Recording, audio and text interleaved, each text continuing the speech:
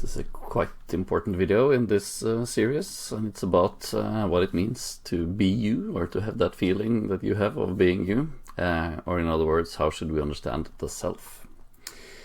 So what I'm saying is in the outset based on, again, neuroscientist Antonio Damasio, who makes a distinction between three selves, which has become quite acknowledged. I'll get back to that quite soon.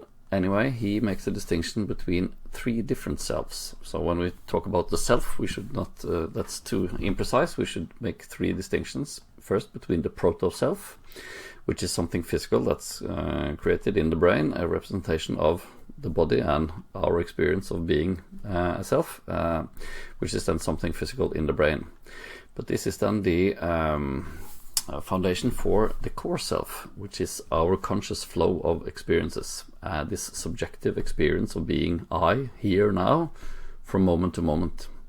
So this is then not something physical in the brain, but the experience that you have if you start looking around like this, then you'll experience, it's kind of like a bubble filled with sense impressions if your eyes are open, or you can shut your eyes and then you can either visualize things by your imagination, or maybe you think about numbers or facts, or etc.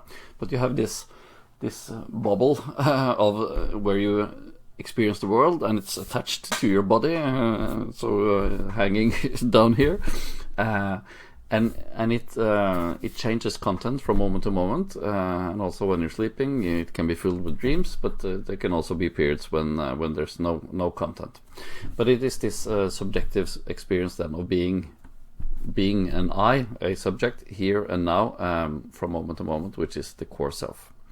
Then there's the autobiographical self, which is again something physical in the brain, where our memories of important events in our life that gives us our experience then of who we are, important things that have shaped us. And when we think about who am I, then you'll have these important memories from your life, and they also give you then this feeling both of how it feels to be you, but also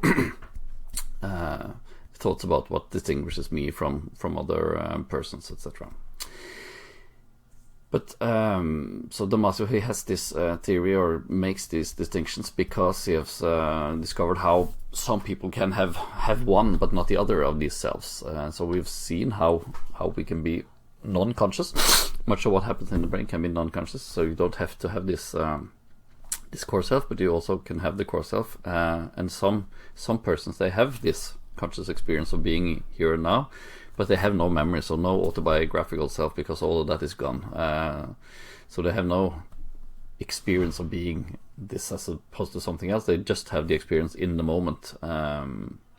So this is why it makes sense to make these three distinctions, and you will see how it helps us solve other problems as well. And even if this theory isn't exactly correct, we know from our own experiences or we've seen that we have good reason to believe that the brain is filling our conscious experience with content, and we also experience this conscious experience of being I, here and now, as we move around from day to day. And if our memory functions, etc., we can go back. We have this history, our own autobiography that we can think about, and which changes, of course, over time as new memories and new experiences are stored in that self. But there is an important distinction here between the core self. It is different from the two others, since the two others are physical things in the brain, but the core self is not. It's this subjective experience, which is something that's something more specific that we need to understand better. And how should we do that? What gives us this subjective sense or experience of being an I, or being a self that can experience the world?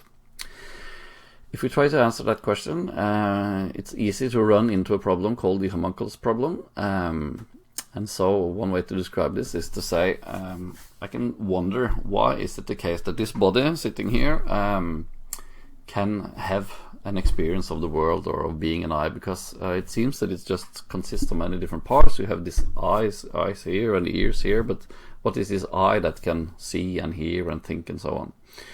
And then it's easy to think, well, it must be something inside that body which is really seeing or thinking or hearing. Maybe it's the soul is seeing, or if you don't believe in soul, well, maybe it's the brain then. It's the brain that sees and thinks and hears. But then you can ask again, well, how does the brain do that? The brain is also made up of parts, etc. And then it's easy to say, well, it's probably an area in the brain, which is the seeing area or the thinking area or the eye area. But then you can guess again, well, how does this area? It also consists just of parts and cells and so on. And so that's called the homunculus problem, because homunculus just means the little man in Latin, and so it's trying to explain the subjective self by saying, well, there's this little man inside. But then we wonder how can this little man then have this experience? Well, it's a little man inside that man as well, and so there's the brain, but there's the little area in the brain, and there's an area in the area of the brain. You get this regress, which doesn't actually explain how you can have this subjective self. So the way to avoid that, I think, and now we're moving beyond Damasio into theories of consciousness, is to say that, well, you have this stream of consciousness, which is a stream of subjective experiences of blue and green, or hot and warm, and etc., etc. And one of those experiences, or subjective experiences, is the feeling of being an I. And it's sort of deduced from the other feelings. You have this, first I have a subjective experience, I want to raise my arm, and then this arm goes up, and you get this feeling then of, there's an I who is acting. There's an I which is connected to one with this body, because something is happening in what you feel and what you see, and you see how strongly connected it is to this body. And you get also a feeling then of owning your own experiences. It's just me who's having this, I want to raise the arm, and then the arm goes up, so this is my experience of me raising an arm. So it's sort of deduced from that stream, in the same way as we could think, if you have a camera filming, one can think, well, we see the film and we see that it has this particular perspective, and so we see, well, there must have been a camera there and there. But it could also be just computer-generated images with a certain perspective. So we think that it seems there must have been a camera in that or that angle which is filming this, but it doesn't have to be a camera. It could just be just a film. And that's sort of the idea here. It's just a film, and a part of that film is the feeling of there being an I connected to a body experiencing the world. Now, I think you should here object, well, you still haven't explained this subjectivity. How can there be this subjective experience from a first-person perspective instead of just being physical things from a third-person perspective?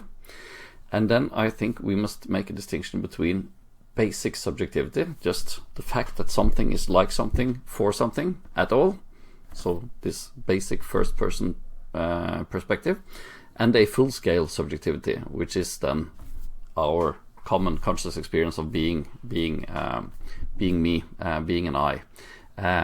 So I think that I completely agree that I have not explained here basic subjectivity, because I'm just saying that the fact that there can be such a stream of consciousness at all, that it can be this subjective perspective at all, that's a basic building block of the world, which I cannot explain. It's just there from the beginning.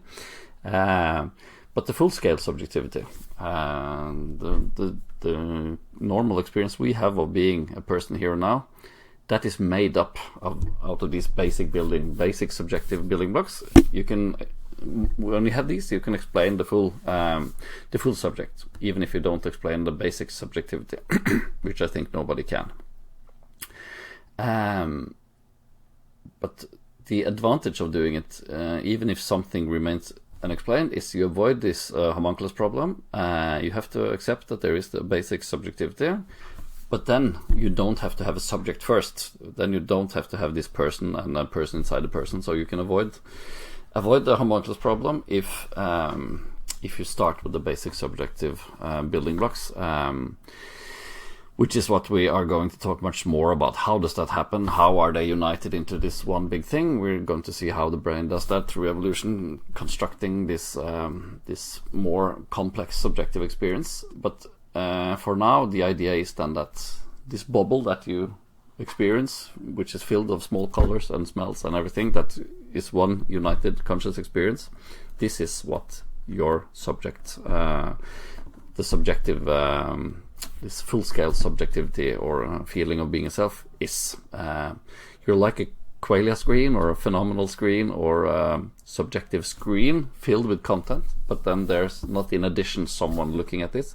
It's just the experience consists of this this united collection of subjective experiences. We are going to talk much more about that in the chapter on consciousness, chapter 7. But here was this first introduction to this idea then that there isn't a physical body and a soul or a homunculus inside.